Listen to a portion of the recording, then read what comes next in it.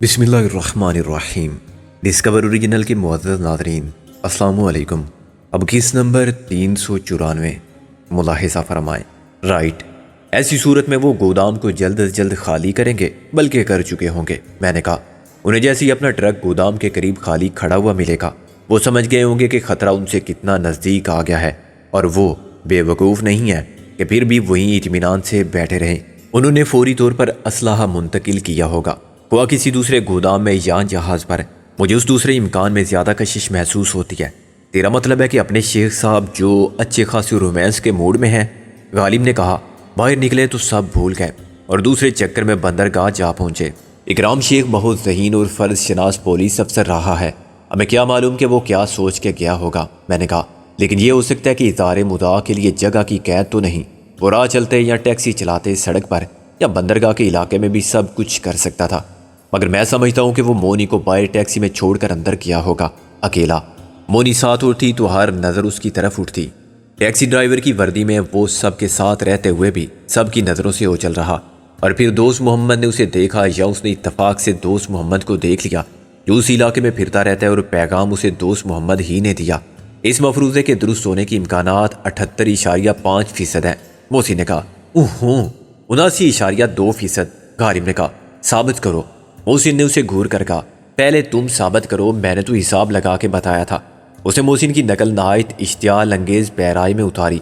تم کیا جانو حساب کو، جسے یہ معلوم نہیں کہ 2 اور 2 5 ہوتے ہیں یا 3؟ تمہیں معلوم ہے اپنا حساب؟ یوم حساب جب بے حساب جوتے پڑیں گے نا، تب یاد آئے گا چھٹی کا دودھ۔ میں نے 7ویں دن سے دودھ پینا شروع کیا تھا۔ پہلے 6 دن تک کیا اکے کا پانی پلایا گیا تھا؟ محسن بولا اس لیے مزاج میں گرمی ہے اور اکے کی طرح گڑ گڑانے کی عادت ہے۔ اف بس کرو دونوں، نازو نے چلا کر کہا کیا شور کر رہے ہو خواہ مخواہ؟ سوری میڈم، غالب نے دانت نکال کر کہا ہم تو بولے بھی نہیں، کیوں شیروانی صاحب؟ بجائے ارشاد مرزا جی، ہم تو کب سے چپ بیٹھے ہیں۔ غالباً خاتون کے کان بج رہے ہیں۔ محسن نے بھی کہا۔ میں اٹھ کھڑا ہوا، میں جا رہا ہوں۔ اچھا بھیا، ہمارا تمہارا بس اتنا ہی ساتھ تھا۔ محسن نے گلو گیر آواز میں کہا خیر سے سدھارو، جانا تو ایک دن سب کو ہے۔ غالب نے آ بھری اور وہ آج ہی کا دن ہے۔ میں نے دھاڑ کر کہا ہم سب جا رہے ہیں ابھی اور اسی وقت، دس از این آرڈر۔ یس باس۔ محسن اٹھ کھڑا ہوا۔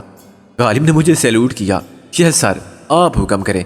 حکم یہ ہے کہ اپنا ٹرک یہاں لاؤ۔ میں نے کہا اس میں رکھو یہ 4 گھڑے اور گھر کا باقی ساز و سامان بھی۔ کیا مطلب؟ یہاں سے بھی کچھ؟ نازو بولی ہاں، مجھے یہ جگہ بہت غیر محفوظ لگتی ہے کیونکہ شکاری یہاں تک آ گئے ہیں، وہ دوبارہ بھی آ سکتے ہیں۔ مگر بھیا اور مونی آئے تو ہم ان کے لیے پیغام چھوڑ جائیں گے جیسے وہ ہمارے لیے صرف پیغام چھوڑ گئے تھے۔ میں نے کہا جب تک ان سے ہمارا رابطہ نہیں ہو جاتا، اب میں سے کوئی رات 11 اور 12 بجے کے درمیان اس جگہ ملے گا، وہ آج نہ ملے تو کل ملیں گے۔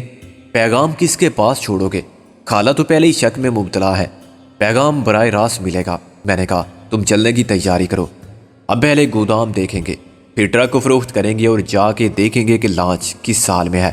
لانچ مل گئی تو اسی میں بندرگاہ پہنچ جائیں گے اور دوست محمد کو تلاش کریں گے، اور اللہ کو منظور ہوا تو فوراً پکڑ لیے جائیں گے، کیونکہ ہماری اشکال نامبارک کو 200 سے زیادہ دشمن پہچانتے ہیں۔ محسن بولا ہم یہاں ہاتھ پر ہاتھ رکھے بیٹھے نہیں رہ سکتے۔ میں نے کہا ہمیں زیب النساء کے بارے میں بھی معلوم کرنا ہے کہ کیا اس کے اداکارہ بن جانے کی خبر درست ہے، اور اس میں کس حد تک صداقت ہے، جبکہ جیکی اور جونی بھی مارے جا چکے ہیں۔ سلطان محمد خان کے علاوہ میرا ذہن یہ سب قبول نہیں کرتا۔ ہم نے کب سے اخبار تو نہیں دیکھا۔ محسن بولا اب دیکھ لیں گے، لیکن پہلے یہاں سے نکلو۔ مشرقی پاکستان کی حالات دن بدن خراب ہوتے جا رہے ہیں۔ کل رات ہم نے ایک جگہ BBC سنا تھا، اس نے خاصی تشویشناک خبریں دی تھی۔ BBC تو ہم نے بھی سنا تھا، غالب نے کہا۔ لوگ بہت زیادہ سننے لگے ہیں BBC کی خبریں اور ان کا اردو پروگرام۔ محسن بولا راہ چلتے ہر ہوٹل میں اور پان کی دکان پر مجمع نظر آتا ہے خبریں سننے والوں کا۔ اصل بات یہ ہے کہ لوگ سچ جاننا چاہتے ہیں، اور اپنے ملک کی ذرائع ابلاغ بہت غیر حقیقت پسندانہ سرکاری پریس نوٹ سنا رہے ہیں۔ ان حالات میں BBC کی رپورٹ ہی مستند اور صحیح خبروں کی فراہمی کا ذریعہ رہ گئی ہے۔ ریڈیو پاکستان کے اور ٹی وی کے خبر نامے پبلک کے لیے کتنے ناقابل اعتبار ہو گئے ہیں، کیا یہ بات وہ نہیں جانتے جو خبریں گھڑتے ہیں اور سناتے ہیں؟ سب جانتے ہیں، لیکن وہ کیا کریں، وہ حکم کے غلام ہیں۔ میں نے کہا انہیں نوکری کرنی ہے، یہ سب احمقانہ پالیسی ہے۔ اب جو کچھ مشرقی پاکستان میں ہو رہا ہے اس پر خواہ مخواہ کے حقائق کا پردہ کیسے ڈالا جا سکتا ہے؟ غالب بولا، جتنی خون ریزی ہو رہی ہے، تعصب کے جذبات جس طرح بھڑکائے جا رہے ہیں اور بیرونی مداخلت سے جس طرح علیحدگی پسندی کے رجحانات کو ہوا دی جا رہی ہے، وہ کوئی ڈکی چھپی بات نہیں بھائی۔ آپ نہیں بتائیں گے تو دنیا بتا دے گی۔ ٹی وی پر تو مجبوری ہے کہ کسی دوسرے اسٹیشن کے پروگرام نہیں دیکھے جا سکتے۔ لاہور اور مضافات میں تو امرتسر دور درشن اپنا کام کر رہا ہے۔ وہ ایک محدود پیمانے پر رائے عامہ کو بالکل مخالف سمت میں گمراہ کرتا ہے، میں نے کہا، مگر ریڈیو پر تو بچہ بھی سوئی گھما کے سب سن لیتا ہے۔ Voice of America, B B C, radio Germany اور ان کے علاوہ ماسکو، سب کی اتنے طاقتور ٹرانسمیٹر ہیں کہ یہاں کی نشریات تو ملک کے اندر بھی موصول نہیں ہوتی، وہ دنیا بھر میں صاف سنائی دیتے ہیں۔ آپ کیسے کہہ سکتے ہیں کہ سب جھوٹے ہیں، غلط بیانی کرتے ہیں؟ یہ اسی کا منفی رد عمل ہے کہ اب عوام ان کے جھوٹ کو بھی سچ مان لیتے ہیں، مگر اپنے سچ کو بھی سچ تسلیم نہیں کرتے۔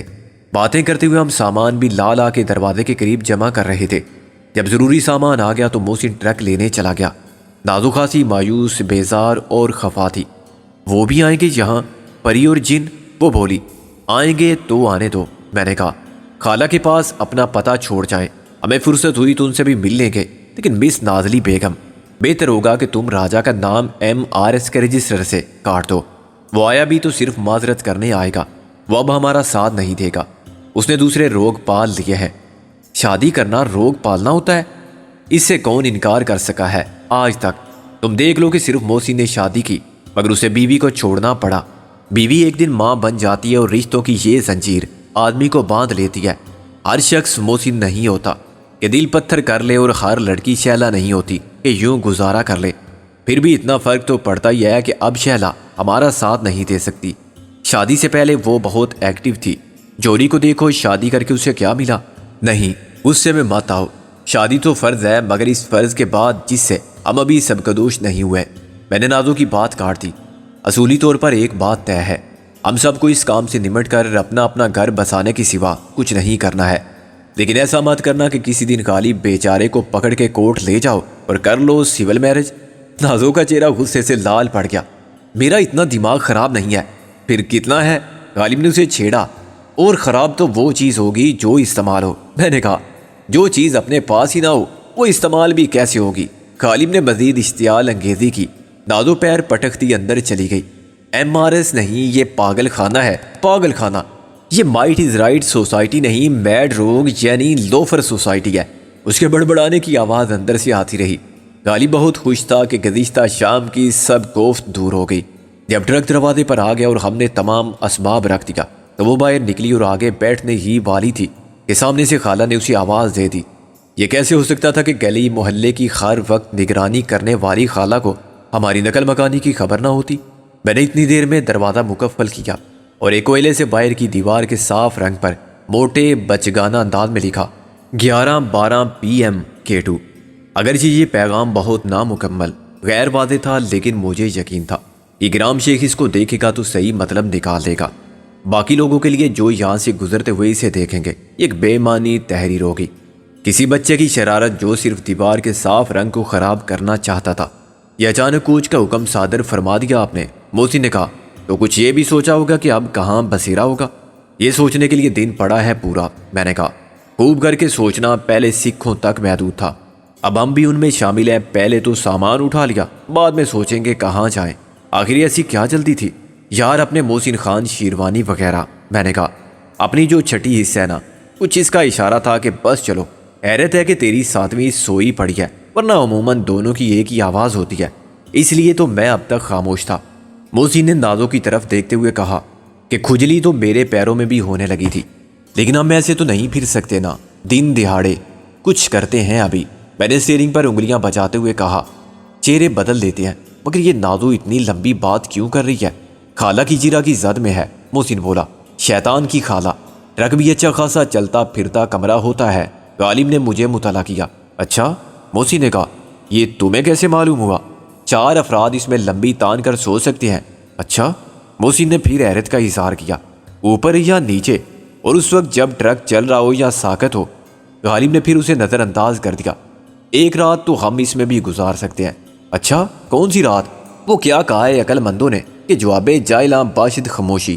غالب نے امن پسندی کا مظاہرہ جاری رکھا۔ اچھا پھر تم کیوں بولے چلے جا رہے ہو؟ آخر مجھے دیکھو کہ میں خاموش ہوں، ایک لفظ بھی نکلا میری زبان سے؟ محسن بولا، مگر اس کی شر انگیزی اکارت گئی۔ غالب لڑنے کے موڈ میں نہیں تھا۔ خدا توفیق دے عورتوں کو اختصار کے ساتھ گفتگو کرنے کی۔ میں نے بیزار ہو کر کہا، خالہ بھانجی دونوں ایسی اطمینان سے کھڑی گفتگو کر رہی ہیں جیسے سب خیریت ہے اور فراغت ہی فراغت ہے۔ کیا خیال ہے کان سے پکڑ کر لاؤں؟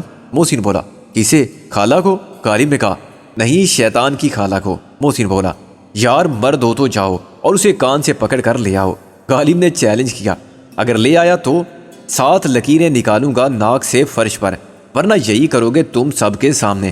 غالب نے کہا، ہو گئی شرط، ہو گئی۔ محسن نے ہاتھ ملایا اور چل پڑا۔ میں ابھی آتا ہوں۔ مارا گیا سالہ، اس سے آسان کام تو جنگل کے شیر کو کان سے پکڑ کر لانا تھا، غالب بولا۔ لیکن میں محسن کو غالب سے زیادہ جانتا تھا۔ میرا خیال تھا کہ وہ شرط جیت جائے گا۔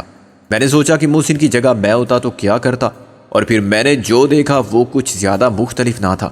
ابھی آئے گا کراتا ہوا کمر پر ہاتھ رکھے ہوئے، وہ تو الٹ کے رکھ دے گی۔ غالب نے خود کو تسلی دینے کے انداز میں کہا، کیونکہ محسن کی پورے اعتماد پیش قدمی کے انداز نے اسے پریشان کر دیا تھا۔ وہ خود سوچ رہا ہوگا کہ محسن نے ایسی شرط کیسے لگا لی، جبکہ وہ نازو کو اچھی طرح جانتا ہے۔ نازو کے پاس پہنچ کے محسن نے تقریباً 1 منٹ تو خالہ سے یا نازو سے بات کی، پھر اچانک نازو کا بایاں کان پکڑ لیا اور اسے یوں لے آیا جیسے شریر بچے کو سخت گیر باپ کسی سنگین شرارت پر گرفتار کر کے لائے۔ غالب کی حالت غیر ہو گئی، اسے اپنی آنکھوں پر یقین نہیں آ رہا تھا۔ مرزا تیار ہو جاؤ، میں نے کہہ مارا، ناک گھسنے کے لیے۔ یار یہ سب سازش ہے میرے خلاف، غالب نے برہمی سے کہا۔ دونوں مل گئے ہیں، یہ بے ایمانی ہے۔ محسن نے وہ کر دکھایا جو کہا تھا۔ مجھے اس کی صورت دیکھ کر ہنسی آ رہی تھی۔ مرزا جی، شرط لگانے سے پہلے سوچنا چاہیے، اب خاک عزت رہ جائے گی جب اسی کے سامنے زمین پر ناک رگڑو گے جس کے کل کو مجازی خدا بنو گے۔ شرط میں یہ نہیں تھا، غالب نے بنا کر کہا۔ ظاہر ہے یہ وکیلوں والا نکتہ غالب نے اچھا نکالا تھا۔ جب محسن نے قریب آ کر کہا، چل نیچے اتر مرزا غالب کے چمچے۔ ٹھیک ہے، تم شرط جیت گئے، مرزا غالب نے سکون سے کہا، مگر اس کا مطلب یہ تو نہیں کہ وہ سب ابھی ہوگا۔ پھر کب ہوگا؟ محسن نے چلا کر رکھا۔ بے ایمانی؟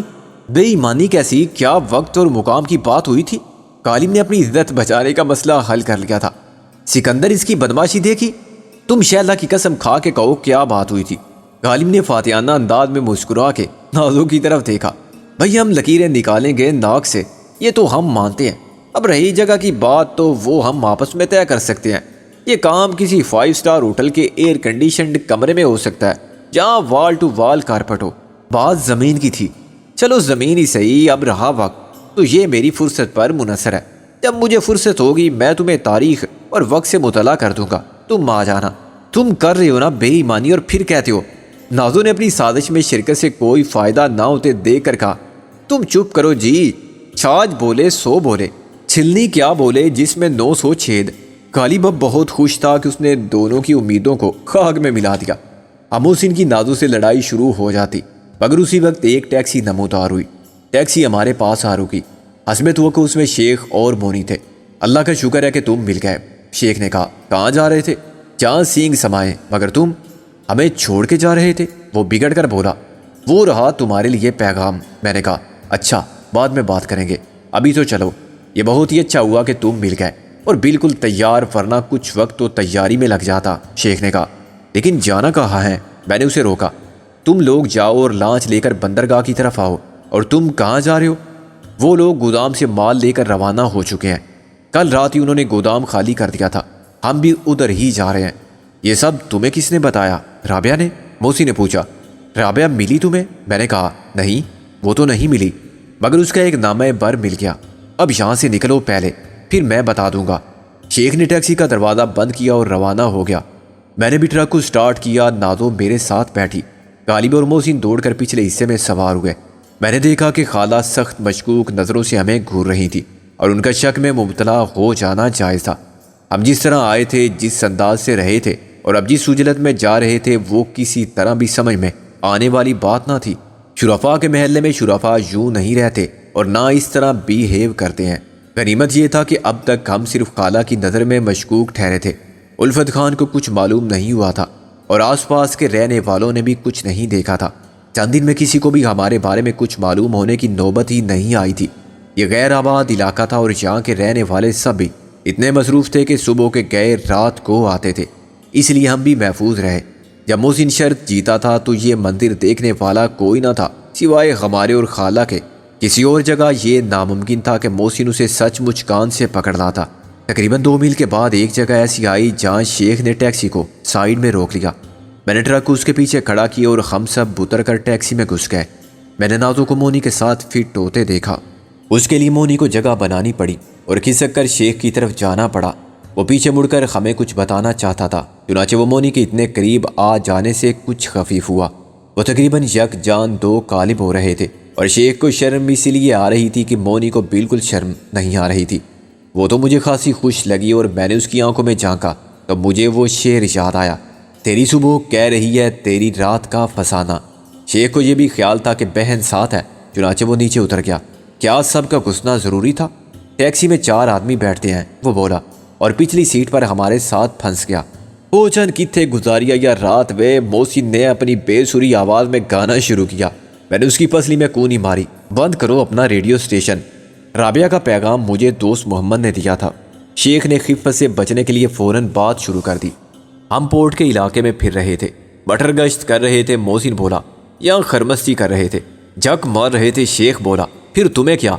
آگے بولو۔ وہاں دوست محمد مل گیا۔ میں نے کہا، پھر اس نے کیا کہا؟ اس نے کہا کہ تم لوگ کدھر ہیں، ہم 2 دن سے تم کو ڈھونڈتا پڑا ہے۔ شیخ بولا، پھر اس نے رابعہ کا پیغام دیا۔ میں واپس آیا تو یہاں تم تھے ہی نہ، سب جک مارنے گئے ہوئے تھے۔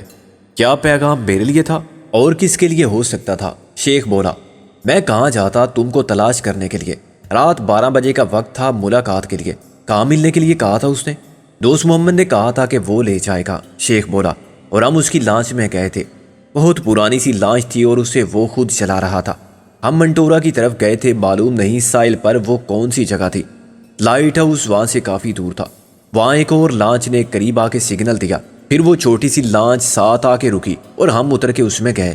مجھے تمہارے نہ ملنے کا بہت افسوس تھا، مگر جب مجھے پتا چلا کہ رابعہ نہیں آ سکتی، کیوں نہیں آ سکی؟ میں نے پوچھا تھا، مگر دوسری لانچ لے کر آنے والے نے کہا کہ یہ مجھے بھی نہیں معلوم، مجھے رکا پہنچانے کے لیے دیا گیا تھا۔ شیخ نے جیب سے ایک کاغذ نکالا، اسے مجھ سے پہلے نازو نے جپٹ لیا، پھر محسن نے، اور پھر آخری باری میری آئی۔ تحریر اسی کی تھی لیکن اس میں میرے لیے کچھ نہ تھا۔ چند سطروں میں رابعہ نے وہی اطلاع دی تھی جو شیخ کے ذریعے مجھے مل چکی تھی۔ مجھے مایوسی ہوئی۔ رابعہ نے اپنی خیریت کے بارے میں بھی کچھ نہیں لکھا تھا کہ وہ کہاں ہے اور کس سال میں ہے، اور اگر وہ نہیں آ سکتی تو اس کا سبب کیا تھا۔ اس نے میرے نام اپنا سلام تک نہیں لکھا تھا۔ تم نے اس رکا لانے والے شخص کو پہلے بھی کہیں دیکھا تھا؟ موسی نے پوچھا۔ سچ بات تو یہ ہے کہ صورت دیکھی ہوئی لگتی تھی، مگر مجھے ابھی تک یاد نہیں آیا کہ کہاں اور کب دیکھی تھی۔ شیخ نے کہا، اب تم لوگ جاؤ سیدھے لانچ پر، لیکن اس ٹرک کا ہم کیا کریں؟ اسے رکھ لو سنبھال کے جیب میں۔ شیخ نے چڑ کر کہا، مسئلہ ٹرک کا نہیں ہے، ٹرک میں جو سامان ہے۔ غالب نے سوچتے ہوئے کہا، خیر ہم خود فیصلہ کر لیں گے کہ کیا ساتھ رکھنا ہے اور کیا نہیں۔ یار یہ دوست محمد کا کردار عجیب پراسرار سا نہیں ہے؟ وہ ایک طرف چاند بھائی جیسے خطرناک آدمی کا معتمد خاص ہے جو دلاور سے بھی رابطہ رکھتا ہے، تو دوسری طرف وہ ہمارا بھی خیر خواہ ہے۔ تم نے کیسے جانا کہ چاند بھائی خطرناک آدمی ہے؟ غالب نے سوال کیا۔ کم سے کم ہمارے لیے، کیا تم اسے شریف آدمی قرار دو گے؟ شریف آدمی کیا ہوتا ہے؟ کون کتنا شریف ہے، کم یا زیادہ؟ اور شرافت کا معیار کیا ہے؟ یہ سب جھگڑے والی باتیں ہیں۔ اصل بات کو دیکھو کہ کیا چاند بھائی سے ہمیں کوئی نقصان ہوا؟ کیا یہ کم ہے کہ اس نے رابعہ کو قید کر رکھا ہے؟ میں نے غصے سے کہا، کیا یہ قید ہے جس میں وہ آزادانہ گفتگو کرتی ہے تم سے اور تمہیں پیغامات ارسال کر دیتی ہے؟ وہ آزاد ہوتی تو اس خبیث کے ساتھ رہتی؟ ظاہر ہے کہ یہی مجبوری اس کی اسیری ہے۔ میں نے کہا، ابھی تک رابعہ نے اقرار نہیں کیا ہے کہ وہ اسیری میں ہے اور نہ خوش ہے۔ محسن نے محتاط لہجے میں کہا، اس نے ہمیشہ یہ کہا ہے کہ وہ خیریت سے ہے اور فکر کی کوئی بات نہیں۔ ایک بار اس نے تم سے فون پر جو کچھ کہا تھا وہ بے حد تکلیف دہ تھا، لیکن بعد میں اس نے اشارے سے وضاحت کر دی تھی کہ وہ سچ نہیں تھا، مگر اس نے یہ بھی نہیں کہا تھا کہ وہ جھوٹ تھا۔ اس کے کہنے کی بات کرتے ہو، تمہارا دل کیا کہتا ہے؟ محسن نے مجھے پکڑ کر کہا، کیا رابعہ ایسی ہے؟ وہ تم سے خم سے بے وفائی کر سکتی ہے؟ تم لوگ یہ بحث بعد میں کرتے رہنا۔ شیخ نے ٹیکسی سے اترتے ہوئے کہا۔ بھیا، نازو نے پہلی بار لب کھولے، تم نے راجا جی کے بارے میں کچھ نہیں پوچھا؟ وہ گھر پر تو خیر نہیں تھا، کہاں ہے وہ؟ اپنی پری کے پاس کل اس کی شادی ہو گئی۔ شیخ دم بخود رہ گیا۔ پہلے اس نے بے یقینی سے دیکھا، اس خیال سے کہ شاید وہ مذاق کر رہی ہوگی، مگر ہم سب کے چہروں کا ایک تاثر دیکھ کر اس نے کہا، یہ اچانک کیسے ہوا؟ تم لوگ گئے تھے؟ ہم کیسے جاتے؟ ہمیں تو صبح اس کے خط سے پتہ چلا۔ نازو نے کہا، یہ ساتھ لے جاؤ اور راستے میں پڑھ لینا، سب معلوم ہو جائے گا۔ کوئی افسوسناک خبر ہے اس میں؟ اس نے لفافہ لے لیا، صرف اتنی کہ راجا نے ہمارا ساتھ چھوڑ دیا۔ نازو نے ٹیکسی سے اترتے ہوئے کہا۔ شیخ نے لفافہ مونی کو دے دیا۔ میں گاڑی چلاتا ہوں، تم پڑھ کے سناؤ۔ ایسی کیا بات ہے؟ جب ٹیکسی چلی گئی تو ہم بھی ٹرک کی طرف لوٹے اور روانگی سے پہلے ایک ہنگامی نوعیت کی کانفرنس کی، جس میں بہت سے مسائل زیر غور آئے۔ بیشتر مسائل کا حل ہمارے پاس نہ تھا۔ یہ فیصلہ وقت ہی کر سکتا تھا کہ مستقبل میں ہمارا لائے عمل کیا ہونا چاہیے۔ پھر بھی ہم نے کچھ ضروری فیصلے کیے اور روانہ ہو گئے۔ لانچ کو آخری بار ہم نے کورنگی کریک سے کافی آگے ساحلی چٹانوں کے درمیان دیکھا تھا، اور وہ سفر ہم نے رات کے وقت طے کیا تھا۔ تاہم جیسے جیسے میں آگے بڑھتا گیا، یاداشت نے میری رہنمائی کی اور بہت سی نشانیاں سنگ میل بن گئیں۔ بالکل آخری حصے میں جہاں ویرانی کے سوا کچھ نہ تھا، صحیح سمت اور جگہ کا تعین کرنے میں مجھے دشواری پیش آئی، مگر اس کا حل میں نے یوں نکالا کہ ٹرک کو ایک ٹیلے کی اوٹ میں کھڑا کر دیا، جہاں اسے صرف ہیلی کاپٹر ہی سے دیکھا جا سکتا تھا۔ میں اور محسن اب پیدل جا کے کسی بلند مقام سے دیکھتے ہیں کہ لانچ کہاں ہو سکتی ہے۔ میں نے کہا، خالی ہاتھ مت جانا۔ محسن نے کہا، کیونکہ وہ بات بالکل سچ ہے کہ سکندر جب گیا دنیا سے تو دونوں ہاتھ خالی تھے۔ کیوں بری بات منہ سے نکالتے ہو؟ نازو نے اسے ڈانٹا۔ بابا، وہ سکندر اعظم تھا، بہت پرانی بات ہے، محسن بولا، لیکن نام اس کا بھی سکندر ہے اور ہر پرانی بات غلط نہیں ہوئی ہے۔ میں خالی ہاتھ نہیں ہوں۔ میں نے اسے 2 ریوالور نکال کے دکھائے، ان میں سے ایک میں نے اندر چھپا لیا۔ تم آگے چلو، محسن نے کہا، میں پیچھے رہ کے تم پر نظر رکھتا ہوں، تاکہ گولی لگے تو پہلے مجھے لگے۔ میں نے کہا، آپ آگے ہوں گے شیروانی صاحب۔ دیکھیے، بندہ ایک شادی شدہ شوہر ہے، ایک عدد منکوحہ اور ایک عدد اولاد نرینہ رکھتا ہے۔ محسن بولا، جو تجھے ماما کہتا ہے۔ غالب نے پیچھے سے کہا، تو نے زندگی میں سب کچھ کر لیا، ہمیں ابھی کرنا ہے۔ میں نے محسن کو آگے دھکیلا۔ اچھی زبردستی ہے، پہلے میں شہادت پاؤں، وہ بولا اور آگے چل پڑا۔ تم دونوں بھی کام کرنا، آنکھوں میں آنکھیں ڈالے مت بیٹھے رہنا۔ میں نے چلتے چلتے پلٹ کر کہا، وہ واقعی ہی آنکھیں چار کرنے میں مصروف تھے، لیکن میری بات کا انہوں نے جانتے بوجھتے کوئی نوٹس نہیں لیا اور یوں دیکھتے رہے ایک دوسرے کو جیسے کسی فلم کے سین کی شوٹنگ میں مصروف ہو، جس میں ہیرو اور ہیروئن کی پہلی ملاقات کا منظر پیش کیا جا رہا ہو۔ ایک چٹان پر چڑھتے ہوئے جو ہمارے خیال میں واچ ٹاور کا کام دے سکتی تھی، محسن نے خاصی تیز رفتاری کا مظاہرہ کیا، مگر پھر ایک کونا اس کے وزن سے ٹوٹ گیا۔ اگر میں نے اسے سنبھالا نہ ہوتا تو واپس وہیں پہنچتا جہاں سے ہم چلے تھے، اور اس کی ہڈی پسلی سلامت نہ رہتی۔ باقی راستہ ہم نے ساتھ ساتھ طے کیا۔ اوپر پہنچنے کے بعد میں نے دونوں جانب نگاہ کی۔ یار، یہ تو خاصی گڑبڑ ہو گئی۔ ہاں، دونوں میں شرم و حیا نہیں رہی، محسن بولا۔ اچھا موقع ملا ہے اور وہ بھی پورا فائدہ اٹھا رہے ہیں۔ لا حول ولا قوت الا باللہ۔ میں نے محسن کا سر پکڑ کر گھمایا، کیونکہ وہ نیچے غالب اور نازو کی طرف دیکھ رہا تھا۔ میں مشرق کی بات کر رہا ہوں، تو مغرب کی طرف دیکھ رہا ہے۔ مشرق مشرق اور مغرب مغرب، محسن نے آپ بھر کے کہا۔ نازو اور غالب کچھ بھی نہیں کر رہے تھے، سوائے اس کے کہ نازو ٹرک کے سائے میں بیٹھی ہوئی تھی۔ غالب ہاتھ باندھے کھڑا ہوا تھا اور اس سے نہ جانے کیا بات کر رہا تھا کہ وہ ہنس رہی تھی۔ یہ بھی ایک خوبصورت منظر تھا، اس کی طرح جو ہماری نظروں کے سامنے پھیلا ہوا تھا۔ تحد نگاہ سمندر موئزن تھا اور اس پر اجلی دھوپ جھل ملا رہی تھی۔ 10-11 بجے بھی دھوپ کی تمازت سے پتھر کی چٹانیں دہکنے لگی تھی اور سائل کی نمی کے باعث ہمارے جسموں پر پسینے کے دھارے بہنے لگے تھے۔ ابے یار، وہ ادھر وہ کیا ہے؟ محسن نے اچانک کہا۔ میں نے اس کی انگلی کے اشارے سے سمت کا تعین کیا۔ کیا ہے؟ یہاں میری جگہ آ کے دیکھ۔ میں نے محسن کی جگہ کھڑے ہو کر دیکھا تو مجھے بھی ایک چمک سی دکھائی دی۔ سورج کی روشنی کسی شیشے یا چمکیلی سطح سے منعکس ہو کر میری آنکھوں تک پہنچی تھی۔ یہ چمک ایک خاص زاویے ہی سے محسوس ہوتی تھی۔ 3 فٹ کے فاصلے پر جہاں میں پہلے کھڑا ہوا تھا، وہاں سے کچھ نظر نہیں آتا تھا۔ یہ چمک بھی وقفے وقفے سے نظر آتی تھی، جس کا مطلب یہ تھا کہ روشنی کو منعکس کرنے والی سطح متحرک ہے۔ یہ ہماری لانچ ہو سکتی ہے، میں نے کہا۔ اس کا ایک باہر کو نکلا ہوا کونا چمک رہا ہے۔ ہاں، میرا بھی یہی خیال ہے۔ باقی لانچ چٹان کی اوٹ میں ہے، محسن نے کہا۔ ہمارا اندازہ زیادہ غلط نہیں ہوا۔ ہاں، بس 2 میل کا فرق پڑا۔ 2 میل، محسن بولا۔ یہ 2 فرلانگ کا فاصلہ ہوگا۔ ابھی پتہ چل جائے گا، میں نے کہا۔ پہاڑی علاقے میں اور صحرا میں فاصلے اسی طرح دھوکہ دیتے ہیں۔ فاصلے کی پیمائش تو ممکن ہی نہ تھی، مگر جب ہم لانچ تک پہنچے تو ہماری حالت ایسی ہو رہی تھی جیسے ہم نے 10 میل کا سفر کیا ہو۔ اس کی ایک وجہ تو راستے کی ناہمواری تھی، دوسری وجہ دھوپ اور فضا میں 100% سے بھی زیادہ نمی کا تناسب۔ تاہم لانچ پر پہنچنے کے چند منٹ بعد ہماری تھکن دور ہو گئی۔ لانچ وہی تھی، مگر اس کا ناخدا ہماری استقبال کے لیے موجود نہ ہوتا تو ہم اسے شناخت نہ کر پاتے۔ ناخدا سے ہم پہلے بھی مل چکے تھے، اسے ہم نے پہچان لیا، ورنہ لانچ کا سارا رنگ اب گہرا سرخ تھا، جس پر اوپر کے کنارے کے ساتھ ساتھ جامنی رنگ کی پٹی تھی۔ اس پر مسول اور بادبان بھی نصب کر دیے گئے تھے، جس سے اس کی بیرونی ساخت بالکل تبدیل ہو گئی تھی۔ دور سے دیکھنے والے کو یہ ایک بادبانی کشتی ہی نظر آتی، جس کے عرشے پر بادبانوں کو پھیلانے سمیٹنے والے رسے پڑے تھے اور ماہی گیری کے جال تھے، کچھ نئے کچھ پرانے۔ اس انتظام کا مقصد لانچ کو کیموفلاج کرنا تھا۔ اس کے 25 ہارس پاور والے انجنوں پر پردہ ڈالنا تھا۔ لانچ کے دونوں طرف لکھا ہوا نام بھی بدل کر سنہری جل پری رکھ دیا گیا تھا۔ آگے یہ نام پھر انگلش میں لکھا گیا تھا، گولڈن مرمیڈ۔ حالانکہ لانچ میں کہیں کوئی چیز گولڈن نہیں تھی، تاہم مرمیڈ جل پری کے تصور میں خاصی رومانوی دلکشی تھی۔